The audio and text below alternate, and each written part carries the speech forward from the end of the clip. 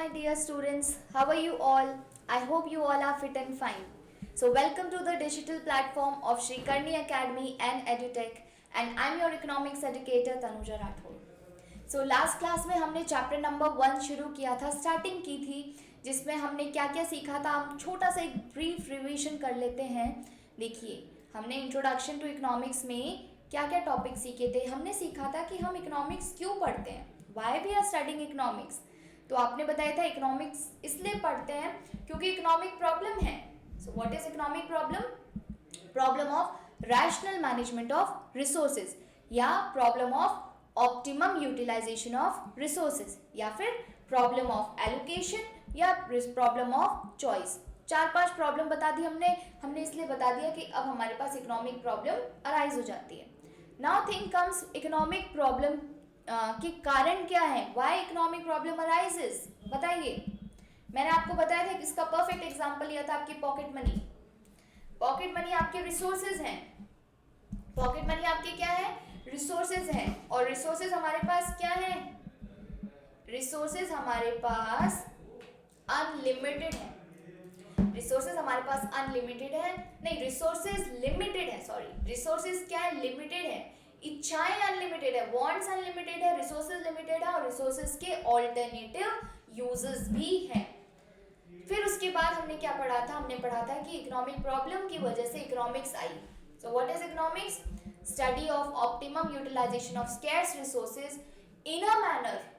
इस मैनर में हम लोग इकोनॉमिक्स को पढ़ रहे हैं, स्कैर्स रिसोर्सेज को पढ़ रहे हैं, उनका ऑप्टिमम यूटिलाइजेशन पढ़ रहे हैं. इस तरह से पढ़ रहे हैं कि जो इंडिविजुअल कंज्यूमर है वो अपना सेटिस्फैक्शन मैक्सिमाइज करे, इंडिविजुअल प्रोड्यूसर है वो अपना प्रॉफिट मैक्सिमाइज करे एट माइक्रो लेवल पे, और जो कंट्री है वो क्या करे? अपनी जीडीपी ग्रोथ या फिर सोशल वेलफेयर को इंक्रीज करे एट मैक्रो लेवल. और मैक्रो लेवल मतलब बड़े लेवल पर, कंट्री लेवल पर. उसके बाद हमने इकोनॉमी पढ़ी. इकोनॉमी क्या होती है? A system in which people of an area earn their living. ठीक है, एक ऐसा सिस्टम जिसमें एक एरिया के लोग अपनी रोजमर्रा की जिंदगी में जो काम कर रहे हैं और पैसा अर्न कर रहे हैं. फिर हमने पढ़ी थी इकोनॉमिक एक्टिविटीज क्या होती हैं. इकोनॉमिक एक्टिविटीज क्या होती हैं? Activities of production, consumption, investment and exchange. Production कौन करता है? प्रोड्यूसर करता है, प्रॉफिट अर्न करता है. कंजम्पशन क्या होता है? कंज्यूमर करता है. ठीक है. उसके बाद हमने पढ़ा इन्वेस्टमेंट क्या होता है और एक्सचेंज क्या होता है. एक्सचेंज मतलब होता है ट्रांसपोर्टेशन या डिस्ट्रीब्यूशन. ठीक है. इन्वेस्टमेंट क्या होता है? जब हम हमारी इनकम का कुछ पार्ट एक्सपेंडिचर कर देते हैं और कुछ पार्ट जो सेव कर देते हैं, तो सेविंग वाले पार्ट को जब हम पैसे को कहीं इन्वेस्ट करते हैं, ठीक है, तो ये भी एक इकोनॉमिक एक्टिविटी में आता है. इस इन्वेस्टमेंट में कौन रोल प्ले करता है? बैंक्स जो हैं वो बहुत रोल प्ले करते हैं, बैंक्स या फाइनेंशियल इंस्टीट्यूशंस. फिर हमने क्या पढ़ा था? देखिए, फिर हमने बहुत इंपॉर्टेंट टॉपिक पढ़ा था, माइक्रो और मैक्रो का डिफरेंस. ये वेरी वेरी इंपॉर्टेंट, आप लिख दीजिए, because it will definitely come in exam. ठीक है. सो देखिए, माइक्रो में क्या होता है? इश्यूज जो हम पढ़ते हैं वो स्मॉल यूनिट्स के पढ़ते हैं, जैसे individual firm, individual house hold या इंडिविजुअल कंज्यूमर. हम एक फर्म, एक इंडिविजुअल हाउस होल्ड या इंडिविजुअल कंज्यूमर को जब स्टडी कर रहे हैं तो माइक्रो बन गई.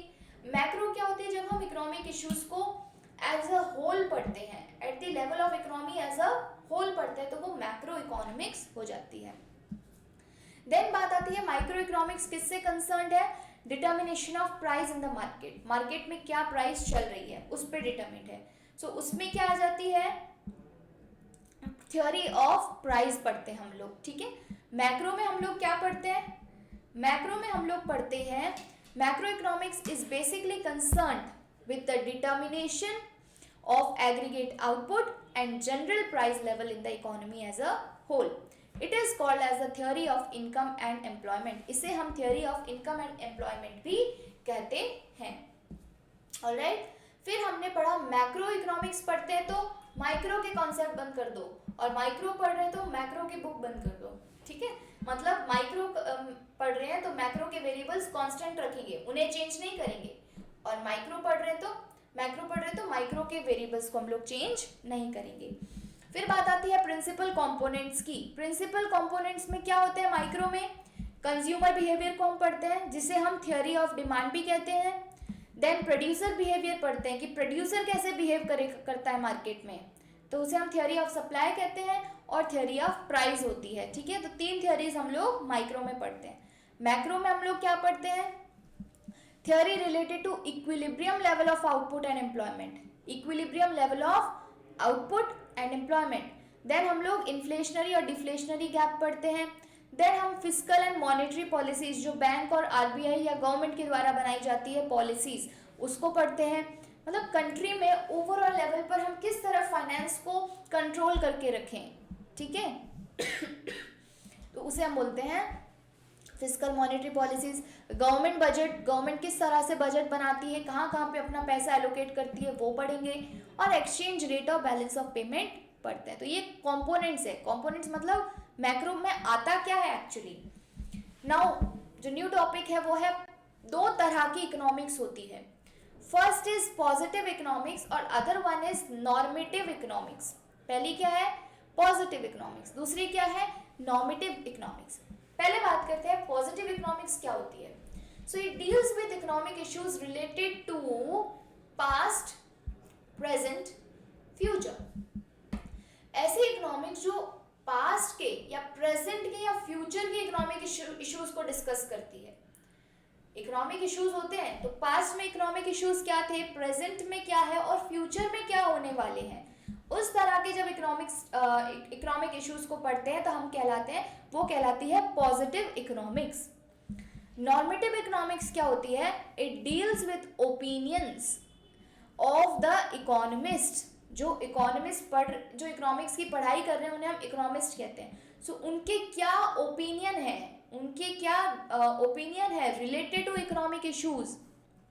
कोई भी इकोनॉमिक इशू पे वो क्या ओपिनियन दे रहे हैं या इकोनॉमिक प्रॉब्लम पे वो क्या ओपिनियन दे रहे हैं, तो ये ओपिनियन बेस्ड है बेसिकली।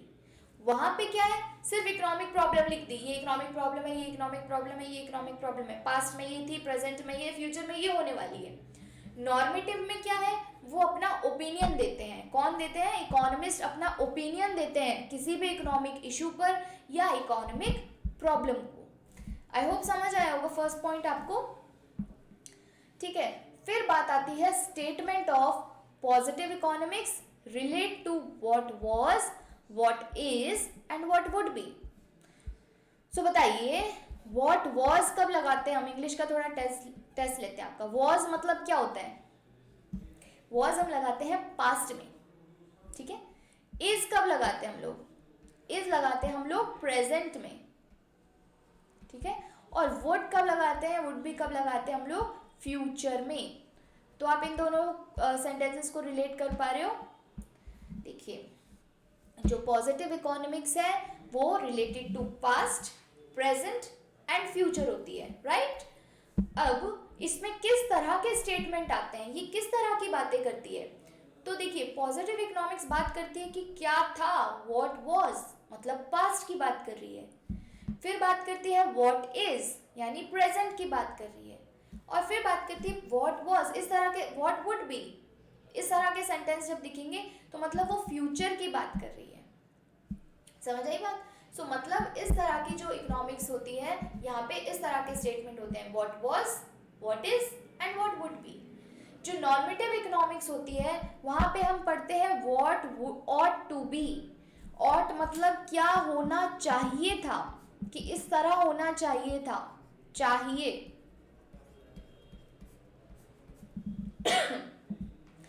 कि इस तरह होना चाहिए था, गवर्नमेंट को ये पॉलिसी लेनी चाहिए थी, व्हाट वुड टू बी, या क्या करना चाहिए, ठीक है। तो यहाँ पे क्या होता है, ओपिनियंस होते हैं। और ओपिनियंस हमेशा किस तरह होते हैं कि ऐसा होना चाहिए था, ऐसा होता तो अच्छा होता। सो ये इकोनॉमिस्ट देते हैं ओपिनियन, और ओपिनियन में हम लोग क्या पढ़ते हैं, व्हाट ऑट टू बी। तो जो स्टेटमेंट्स होते हैं जो नॉर्मेटिव इकोनॉमिक्स के, वो किससे रिलेटेड होते हैं, what ought to be, alright.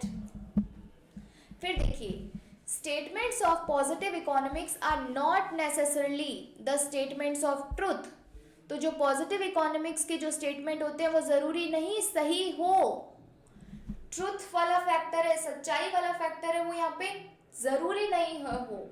ये सही भी हो सकते हैं, ये गलत भी हो सकते हैं। ओके, समझ आई बात? कि पॉजिटिव इकोनॉमिक्स में जो स्टेटमेंट्स हैं पॉजिटिव इकोनॉमिक्स के, वो ज़रूरी नहीं है कि वो सही हो, वो स्टेटमेंट ऑफ ट्रूथ हो। वो ट्रू भी हो सकते हैं, वो फॉल्स भी हो सकते हैं, वो सही भी हो सकते हैं, वो गलत भी हो सकते हैं। गलत कैसे हो सकते हैं?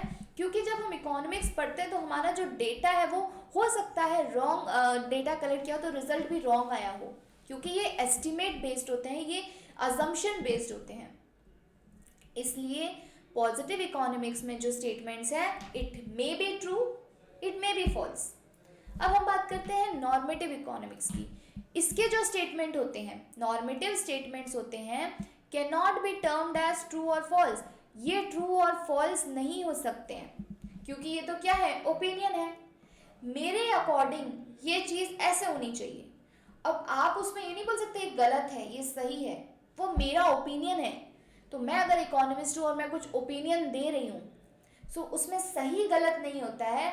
ओपिनियंस में ये सही गलत की बात आती ही नहीं है, यहाँ पे ओपिनियन है। तो मेरे हिसाब से तो मैं सही हूँ, आपके हिसाब से हो सकता है वो गलत हो। ओपिनियन होते क्या है कि मेरे हिसाब से वो चीज़ कैसी है। अगर मैं सोचती हूँ कि ये चीज़ सही है, तो मेरे लिए वो सही है, भले वो दुनिया के लिए कुछ भी हो, बट मेरा ओपिनियन इस चीज़ पर ये है, ठीक है। और किसी और का ओपिनियन, आपका ओपिनियन उस चीज़ पे कुछ और होगा, तो मैं ये नहीं बोलूँगी आप गलत हो, क्योंकि ये आपका ओपिनियन है, ठीक है। फॉर एग्जाम्पल हमने ये डिसाइड किया कि जो मेजर की जो एज है, मेजर होता है ना, माइनर मेजर 18 साल से होता है, वो मेजर बन जाता है। सो हो सकता है कि वो आपके लिए जो ये ओपिनियन दे रहे हो कि नहीं ऐसा नहीं होना चाहिए, तो ओपिनियन ट्रू और फॉल्स नहीं होते हैं, ओपिनियन अपने हिसाब से होते हैं, ठीक है। फोर्थ पॉइंट देखिए, facts and figures are verifiable. क्योंकि पॉजिटिव इकोनॉमिक्स की स्टडी हुई है, वो किसी फैक्ट्स के बेसिस पर लिखे गए हैं, तो हम इन फैक्ट्स को, इन फिगर्स को इजीली वेरीफाई कर सकते हैं। हम जहाँ से ये स्टेटमेंट उठा रहे हैं, हम उसको रीड आउट कर सकते हैं, हम वेरीफाई कर सकते हैं कि क्या सही है और क्या नहीं है। लेकिन नॉर्मेटिव स्टेटमेंट्स को हम वेरीफाई नहीं कर सकते हैं। ओपिनियंस है, ओपिनियंस तो अपने मन से होते हैं, उन्हें हम कैसे वेरीफाई कर दें कि ये सही है, ये गलत है।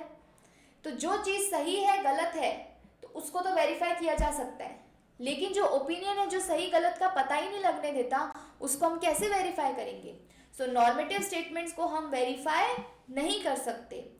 Fifth and last point, does not involve value judgement. जो पॉजिटिव इकोनॉमिक्स है, यहाँ जजमेंट नहीं आता। जजमेंट मतलब क्या होता है? जजमेंट मीन्स होता है कि मैं यहाँ पे ये जज नहीं कर सकती कि ये चीज़ ऐसी होनी चाहिए, ये चीज़ ऐसी होनी चाहिए। जजमेंट कब होता है? जब हम ओपिनियन देते हैं, तब जजमेंट आता है, ठीक है। तो जजमेंट मीन्स किसी चीज़ को जज करना। जैसे आपने देखा होगा टीवी शोज में, हम लोग किसी चीज़ को जज करते हैं कि अच्छा ये अच्छा कर रहा है, ये डांस अच्छा कर रहा है, इस तरह से होते हैं। जज बैठते हैं, जज क्या डिसाइड करते हैं, या ये चीज़ ऐसे होनी चाहिए थी, ठीक है। सो जो चीज़ होनी चाहिए थी, what ought to be, so यहाँ पे क्या आ गया? जजमेंट आ गया। It involves value judgement. समझ आई बात? लेकिन पॉजिटिव इकोनॉमिक्स में does not involve value judgement. यहाँ पे वैल्यू जजमेंट इन्वॉल्व नहीं होता है, ठीक है। सो एक बार वापस से देखते हैं पॉजिटिव नॉर्मेटिव इकोनॉमिक्स। पॉजिटिव में क्या है? इकोनॉमिक इश्यूज या economic problems related to past, present और फ्यूचर। और नॉर्मेटिव में क्या है? इकोनॉमिक प्रॉब्लम्स नहीं होती, यहाँ पे ओपिनियंस होते हैं इकोनॉमिस्ट के, ठीक है, रिलेटेड टू इकोनॉमिक इश्यूज। फिर बात आती है सेकंड पॉइंट, जो पॉजिटिव इकोनॉमिक्स है वो रिलेट करती है कैसे स्टेटमेंट से? व्हाट वाज यानी पास्ट की बात, व्हाट इज यानी प्रेजेंट की बात, और व्हाट वुड बी यानी फ्यूचर की बात। नॉर्मेटिव इकोनॉमिक्स क्या होती है? स्टेटमेंट्स ऑफ नॉर्मेटिव इकोनॉमिक्स होते हैं related to what ought to be, क्या होना चाहिए था। फिर बात आती है कि जो पॉजिटिव इकोनॉमिक्स है उसके स्टेटमेंट ट्रू हो सकते हैं, फॉल्स हो सकते हैं। तो ज़रूरी नहीं सारे स्टेटमेंट ट्रूथफुल हो। लेकिन नॉर्मेटिव इकोनॉमिक्स में स्टेटमेंट ट्रू और फॉल्स दोनों नहीं हो सकते हैं, क्योंकि यहाँ पे ओपिनियंस इन्वॉल्व हैं, राइट। अब मुझे बताइए फोर्थ पॉइंट कि यहाँ पे हम फैक्ट्स और फिगर्स को वेरीफाई कर सकते हैं पॉजिटिव इकोनॉमिक्स में, लेकिन नॉर्मेटिव इकोनॉमिक्स में हम लोग फिगर्स को वेरीफाई नहीं कर सकते, not verifiable at all. Last point कि यहाँ पे जजमेंट इन्वॉल्व नहीं होता। पॉजिटिव में जजमेंट कब होता है, जब हम कोई ओपिनियन देते हैं तभी हम जज करते हैं, ठीक है। सो यहाँ पे कोई जजमेंट नहीं होता, लेकिन जहाँ पे ओपिनियन आता है वहाँ पे जजमेंट भी आता है कि मेरे ओपिनियन से ये चीज़, इसने बहुत अच्छा चीज़ की, ऐसा होना चाहिए था, तो मैं यहाँ क्या कर रही हूँ, जजमेंट कर रही हूँ, ठीक है। तो नॉर्मेटिव में जजमेंट आता है, पॉजिटिव में जजमेंट नहीं आता। तो ये दो एक कह सकते हो एलिमेंट्स हैं इकोनॉमिक्स के। जब हम बहुत सारी इकोनॉमिक्स पढ़ते हैं, बहुत सारी किताबें पढ़ते हैं, तो हमें पता कैसे चलेगा कि पॉजिटिव कौन सी है, नॉर्मेटिव कौन सी है। पॉजिटिव में इकोनॉमिक इश्यूज होंगे, पास्ट प्रेजेंट फ्यूचर से रिलेटेड होंगे कि ऐसा होता था, ऐसा होता था। फॉर एग्जाम्पल मैंने बताया कि द पॉपुलेशन ऑफ इंडिया या ऑफ अ कंट्री, ठीक है, वॉज कोई भी नंबर ले लो, 50 बिलियन इन 2018, ठीक है। सो ये क्या स्टेटमेंट हो गया, आप बताइए पॉजिटिव स्टेटमेंट है या नॉर्मेटिव स्टेटमेंट है। ये है पॉजिटिव स्टेटमेंट, क्योंकि ये पास्ट की बात कर रहे हैं। लेकिन अगर यहाँ प्रेजेंट भी होता, यहाँ मैं इज भी लिख देती या मैं वुड भी लिख देती, कुछ भी लिख देती, तो वो पॉजिटिव ही रहता। लेकिन अगर मैं ये लिखती that the population of country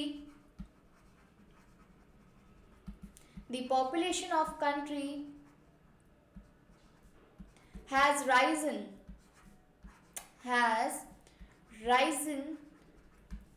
exponentially।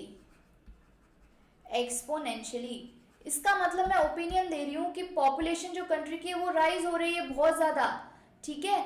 तो ये ऐसा नहीं होना चाहिए, इट शुड बी कंट्रोल्ड। तो इस तरह का स्टेटमेंट क्या होता है, ये होता है नॉर्मेटिव इकोनॉमिक्स में आता है, ठीक है। I hope you understood this concept कि पॉजिटिव इकोनॉमिक्स क्या होती है और नॉर्मेटिव इकोनॉमिक्स क्या होती है। So let's move further. अब हम पढ़ेंगे टाइप्स ऑफ इकोनॉमीज, कितने तरह की इकोनॉमिक्स होती है। बेसिकली 3 तरह की इकोनॉमिक्स होती है, इसको आप ध्यान से समझिए, इट्स वेरी इंपॉर्टेंट और इसे समझना ज़रूरी है because exam point of view से भी ये बहुत इंपॉर्टेंट है। पहली होती है सेंट्रली प्लान्ड इकोनॉमी, इसका दूसरा नाम है controlled economy. Centrally planned, centrally means यहाँ पे सेंट्रल क्या होता है, जब कंट्रोल किसी एक के हाथ में होता है उसको हम बोलते हैं सेंट्रल। सो कंट्रोल की बात आ गई, मतलब यहाँ पे इसका नाम क्या हो गया, कंट्रोल्ड इकोनॉमी। तो इसके कैरेक्टरिस्टिक्स कुछ हम पढ़ते हैं। So economic activities are firmly controlled by the government. It means जो इकोनॉमिक एक्टिविटीज होती हैं कंट्री में, कौन कौन सी होती है, बताया था मैंने आपको, हमने प्रीवियस क्लास में पढ़ा है। कंजम्पशन, प्रोडक्शन, इन्वेस्टमेंट, एक्सचेंज, ये जो इकोनॉमिक एक्टिविटीज होती है इसको कंट्रोल, इसको रेगुलेट जो करती है वो सरकार करती है। तो इस तरह की इकोनॉमी कहलाती है सेंट्रली प्लान्ड इकोनॉमी या फिर कंट्रोल्ड इकोनॉमी। अब जब सरकार चला रही होती है, सरकार कोई चीज, सरकार को बनाता कौन है, हम लोग बनाते हैं। हम क्यों बनाते हैं, सरकार से हम चाहते हैं कि हमें सरकार हमारे बेनिफिट के लिए बनती है, ठीक है। तो इसका सरकार का काम क्या होता है, सोशल वेलफेयर, लोगों के लिए, गवर्नमेंट फॉर द पीपल, ठीक है। सो सरकार के जब कंट्रोल, सरकार के द्वारा कंट्रोल होती है, मींस इसका ऑब्जेक्टिव यानी मोटिव क्या बन जाता है, सोशल वेलफेयर, लोगों के लिए वेलफेयर करना, भलाई करना, उनके बेनिफिट, उनके इंटरेस्ट के लिए सोचना। तो सेंट्रली प्लान्ड इकोनॉमी का जो मोटिव है वो क्या बन जाता है, social welfare, right. Now the consumer is not sovereign here it will come not. Consumer का कोई, सोवरेन मीन्स क्या होता है, सोवरेन मीन्स जिसका राजाशाही जिसको कहते हैं, या राजा कह लीजिए, किंग। यहाँ पे कंज्यूमर को किंग नहीं माना जाता। कंज्यूमर चाह रहा है ये ऐसे प्रोडक्ट बने, उस तरह डिमांड आ रही है कंज्यूमर की, ऐसे बनने चाहिए, वो होना चाहिए। कंज्यूमर की कोई नहीं सुनता इस तरह की इकोनॉमी में, ठीक है। जो सरकार चाह रही है, जैसे रिसोर्सेज है कंट्रोल गवर्नमेंट के द्वारा, उस तरह के ही प्रोडक्ट्स बनते हैं। सो यहाँ पे कंज्यूमर को राजा का दर्जा नहीं दिया जाता है, ठीक है। Consumer is not sovereign. Next point, resources are controlled by the government. देखिए सरकार ओन कर रही है, सरकार कंट्रोल कर रही है, सरकार मैनेज कर रही है, तो जितने भी रिसोर्सेज है उनको कंट्रोल कौन कर रहा है? They are governed by, they are controlled by the government. Resources आप जानते ही हैं, रिसोर्सेज मीन्स क्या होते हैं? मैन मेड रिसोर्सेज या नेचुरल रिसोर्सेज जिनसे बिजनेस होता है, तो उनको कंट्रोल किसके द्वारा किया जाता है? Who controls them? Government controls them. Now government decides the price of the goods. बहुत इंपॉर्टेंट पॉइंट है, क्योंकि ये गवर्नमेंट के द्वारा कंट्रोल्ड है, इसीलिए जो प्राइस है कमोडिटीज की वो गवर्नमेंट ही डिसाइड करती है। It is decided by the government, ठीक है। Now public sector dominates economic activity. Public sector आपने बिजनेस स्टडीज में पढ़ा है, दो सेक्टर्स होते हैं, public sector and private sector. Public sector and private sector. Public sector वो सेक्टर है जहां पे 51% या 51% से जो ज्यादा शेयर है वो किसके द्वारा ओन्ड होता है? वो गवर्नमेंट के द्वारा ओन्ड होता है, ठीक है। सो ऐसे इंस्टीट्यूशन, ऐसे बिजनेसेस जहां पे गवर्नमेंट ने 51%, 51% शेयर होल्ड करके रखा है, तो वो होते हैं पब्लिक सेक्टर। प्राइवेट सेक्टर मतलब यहाँ पे गवर्नमेंट का कोई भी ओनरशिप या मैनेजमेंट नहीं होता, ठीक है। समझ आई बात? सो सेंट्रली प्लान्ड इकोनॉमी में जो इकोनॉमिक एक्टिविटी है वो कौन डोमिनेट करता है? पब्लिक सेक्टर डोमिनेट करता है, राइट। अब मैं ऐसी कंट्रीज बताऊंगी जहां पे सेंट्रली प्लान्ड इकोनॉमी या कंट्रोल इकोनॉमी चलती है। पहली कंट्री है चाइना। चाइना में आज के टाइम पर भी जो हर चीज है वो कंट्रोल्ड बाय द गवर्नमेंट है, ठीक है। China, Russia and north Korea, ये कुछ ऐसी कंट्रीज है जहां पे कंज्यूमर सोवरेन नहीं है, सब चीज जो है वो गवर्नमेंट कंट्रोल करती है, ठीक है। तो अगर एग्जाम्पल पूछा जाए तो आप लोग क्या लिखेंगे? चाइना, रशिया एंड जो नॉर्थ कोरिया है वहां पे ये चीज होती है। दूसरी बात करते हैं मार्केट इकोनॉमी की, जिसको हम बोलते हैं फ्री इकोनॉमी। मार्केट में देखा है लोग कैसे फ्रीली घूमते हैं, तो इस तरह से याद कीजिए, मार्केट को दूसरा नाम क्या है? Free economy. यहाँ पे जो इकोनॉमिक एक्टिविटीज हैं वो कौन कंट्रोल करता है? मार्केट फोर्सेस कंट्रोल करते हैं। मार्केट फोर्सेस मतलब डिमांड और सप्लाई। मार्केट में कौन आते हैं? कंज्यूमर और प्रोड्यूसर। सो कंज्यूमर क्या करते हैं? डिमांड करते हैं, और प्रोड्यूसर क्या करते हैं? सप्लाई करते हैं। मार्केट में कौन लोग आते हैं? दो जने आते हैं, एक तो खरीदने वाला और एक बेचने वाला। सो कंज्यूमर क्या करता है? डिमांड करता है। सप्लायर क्या करता है? सप्लाई करता है, सामान को कंज्यूमर तक देता है, ठीक है। सो यहाँ पे जो ये एक्टिविटीज हैं इनको कौन कंट्रोल करता है? चाहे कंजम्पशन हो, प्रोडक्शन हो, इन्वेस्टमेंट हो, डिस्ट्रीब्यूशन हो, ये कौन कंट्रोल करता है? ये डिमांड और सप्लाई के द्वारा कंट्रोल होती है कि मार्केट में किस चीज की डिमांड चल रही है, ठीक है, या सप्लाई कितनी है किसी प्रोडक्ट की, तो उस पर डिपेंड है। मार्केट फोर्सेस का जब नाम आए तो मार्केट फोर्सेस मतलब डिमांड और सप्लाई। अब देखिए यहाँ पे ऐसे समझ ले प्राइवेट चीजें हो रही, ठीक है। सो यहाँ पे जो मोटिव है वो प्रॉफिट मैक्सिमाइजेशन हो जाता है, क्योंकि यहाँ पे सरकार का तो रोल है नहीं, तो सरकार वेलफेयर या भला या इंटरेस्ट तो सोचेगी नहीं अपने सिटीजन्स का। यहाँ पे जो मोटिव होता है प्रॉफिट कमाना, profit maximisation. Consumer is sovereign. यहाँ पे कंज्यूमर को किंग का दर्जा दिया गया है। कंज्यूमर क्या चाह रहा है? कंज्यूमर चाहता है ऐसे प्रोडक्ट बने, उस तरह से बने, क्वालिटी मिले, कम प्राइस पे मिले, हर कंज्यूमर यही चाहता है। तो मार्केट इकोनॉमी में कंज्यूमर को देखते हुए प्रोडक्ट्स बनाए जाते हैं, इसीलिए कंज्यूमर क्या होता है? सोवरेन होता है। Resources are controlled by the people. जो रिसोर्सेज है वो कौन कंट्रोल करता है? लोग कंट्रोल करते हैं, गवर्नमेंट का रोल नहीं होता, मार्केट फोर्सेस का रोल होता है, ठीक है। Market determines the price of the goods. यहाँ पे जो प्राइस है वो किसके द्वारा डिटरमाइंड होती है? मार्केट के द्वारा, ठीक है। So market determines the price of the goods. Market में क्या चीज चल रही है उस तरह से ये डिटरमाइंड होता है। नाउ वहां पे पब्लिक सेक्टर डोमिनेट करता था इकोनॉमिक एक्टिविटी, यहां लिखिए आप प्राइवेट सेक्टर।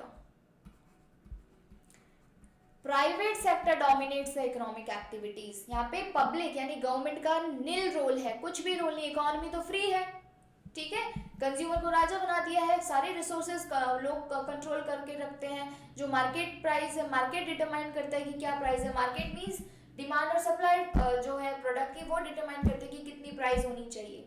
क्या ऐसी कंट्रीज हैं जहाँ पे फ्री इकोनॉमी है? बिल्कुल है। उन कंट्रीज के नाम क्या है? वो कंट्री है यूएसए। यूएसए ऐसी कंट्री है जहाँ पे फ्री इकोनॉमी है, वहाँ पे सब चीज मार्केट फोर्सेस पे डिटरमाइंड होती है, ठीक है। तो इस तरह की भी इकोनॉमी वर्ल्ड में है। फिर बात आती है मिक्स्ड इकोनॉमी। मिक्स आप समझते हो, मिक्सचर। मिक्सचर किसका? जहाँ पे गवर्नमेंट का भी रोल हो और फ्री इकोनॉमी भी हो। क्या ऐसा पॉसिबल है? ऑब्वियसली पॉसिबल है। You will be surprise to know कि इंडिया एक ऐसी कंट्री है जहाँ पे मिक्स्ड इकोनॉमी है। यहाँ पे free play of market forces भी है। फ्री प्ले मीन्स आपको फ्रीली छोड़ भी दिया है मार्केट फोर्सेस को, लेकिन रेगुलेट कर दिया है गवर्नमेंट। अगर मार्केट फोर्सेस पे छोड़ दिया जाए तो मार्केट प्रॉफिट के लिए क्या क्या नहीं करने लग जाएगा, ठीक है। सो कंज्यूमर कहाँ जाएगा? तो उस चीज को रेगुलेट किया जाता है बाय द गवर्नमेंट कि कोई मार्केट इस तरह से अनसर्टेन ना हो जाए, ठीक है। So economic activities are governed by free play of market forces, ठीक है, are governed by free play. Free play समझ रहे हो? डिमांड और सप्लाई पे छोड़ दिया कि इकोनॉमिक एक्टिविटीज वो गवर्न करेंगे। बट आगे पढ़िए, but are regulated by the government. Government regulate करेगी, ठीक है। कंट्रोल सारा ही नहीं कर दिया, जैसे हमारे घर में होता है, हमें इंडिपेंडेंस तो दे दी जाती है, लेकिन एक कंट्रोल करने के लिए हमारे फादर या पेरेंट्स हमारे ऊपर होते हैं, ठीक है। Now motive of both profit maximisation and social welfare.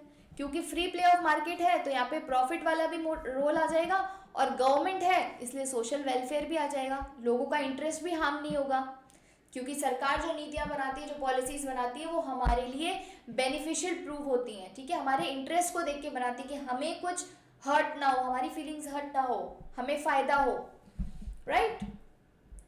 अब तीसरा पॉइंट है कंज्यूमर इज सोवरेन। कंज्यूमर को राजा तो बनाया है, ही इज द राजा। वो जैसा चाह रहा है, उसको जिस प्राइस पे कैसी क्वालिटी चाहिए वो उसके अकॉर्डिंग सप्लाई मिल जाती है। But PDS, public distribution system, public distribution system आपने सुने इनके नाम? यहाँ पे क्या होता है, सरकार के द्वारा ओन्ड होते हैं, गवर्नमेंट के द्वारा ओन्ड होते हैं, एंड यहाँ पे जो एसेंशियल गुड्स है, मतलब जो ज़रूरत वाली चीज़ें हैं, वो बहुत कम रेट पे मिलती है, बहुत ज़्यादा कम रेट पे मिलती है, कंज्यूमर्स को अवेलेबल करवाई जाती है bye the government. So consumer is a sovereign here, but PDS भी इंश्योर करता है कि गुड्स जो है, एसेंशियल गुड्स, कंज्यूमर्स को सही रेट पर, रीजनेबल रेट्स पर अवेलेबल हो, right. Now resources are controlled both by the government and the public. यहाँ पे जो रिसोर्सेज हैं वो गवर्नमेंट और पब्लिक दोनों के द्वारा कंट्रोल्ड होते हैं, क्योंकि यहाँ पे दोनों ही आ रहे हैं, गवर्नमेंट भी आ रही है और पब्लिक भी आ रही है। पब्लिक मतलब होता है पीपल, ठीक है। सो गवर्नमेंट और पब्लिक जो ये फ्री इकोनॉमी में कैसे थे, उसी तरह से यहाँ पे भी जो रिसोर्सेज हैं वो कंट्रोल होते हैं। Now prices are determined by market, but government regulates the prices. Prices किसके द्वारा डिटरमाइंड होती है? मार्केट के द्वारा डिटरमाइंड होती है, लेकिन कौन रेगुलेट कौन करता है? प्राइसेस गवर्नमेंट करती है। मींस मार्केट पे छोड़ दिया, ओके, डिमांड पे और सप्लाई पे छोड़ दिया कि उससे हम पता लगा लेंगे क्या प्राइस है, हम उससे डिटरमाइन कर लेंगे कि ये प्राइस होगी प्रोडक्ट की। लेकिन कहीं जो प्रोड्यूसर है वो बहुत ज़्यादा प्राइस ना कर दे प्रोडक्ट की, तो इसीलिए उसको रेगुलेट किया जाता है। रेगुलेट मीन्स अगर ज़्यादा कर दी तो गवर्नमेंट उसके पास जाएगी और बोलेगी this is very high price, आपको कम करना होगा, ठीक है। सो प्राइसेस जो है वो कौन डिटरमाइन करता है? मार्केट करता है, लेकिन उसको रेगुलेट कौन करता है? उसे कंट्रोल किसके द्वारा किया जाता है? गवर्नमेंट के द्वारा किया जाता है, ऑलराइट। सो यहाँ पे both public and private sector dominates the economic activity. Economic activity को दोनों सेक्टर, यहाँ पे पब्लिक सेक्टर यानी गवर्नमेंट वाला सेक्टर भी आ जाता है और प्राइवेट सेक्टर भी आ जाता है, तो ये दोनों मिलकर इकोनॉमिक एक्टिविटी को डोमिनेट करते हैं। इसका बेस्ट एग्जांपल मैंने आपको ऑलरेडी बता दिया। इंडिया एक ऐसी कंट्री है जो किस इकोनॉमी बेस्ड है? मिक्स्ड इकोनॉमी बेस्ड है, ठीक है। So here we end our class. I hope आपको आज का सेशन बहुत इंटरेस्टिंग लगा और बहुत इजीली समझ आ गया हो। सो आज हम लोगों ने बहुत छोटे छोटे टॉपिक्स किए थे। सबसे पहले हमने पॉजिटिव और नॉर्मेटिव इकोनॉमिक्स को समझा, उनके डिफरेंसेस पढ़े। देन हमने टाइप्स ऑफ इकोनॉमीज पढ़ी, सेंट्रली प्लान्ड इकोनॉमी या कंट्रोल्ड इकोनॉमी। उसके बाद हमने कौन सी इकोनॉमी पढ़ी थी, मार्केट इकोनॉमी या फिर फ्री इकोनॉमी पढ़ी। एंड देन हमने पढ़ा मिक्स्ड इकोनॉमी। इसका बेस्ट एग्जांपल मैंने आपको समझाया कि इंडिया एक ऐसी कंट्री है जहाँ पे मार्केट फोर्सेस के ऊपर भी है डिसीजन और गवर्नमेंट के द्वारा भी रेगुलेटेड है। सो आई होप आपको आज का सेशन समझ आया होगा and keep practising, keep studying. Will meet in another session. So here we end our class. Thank you so much.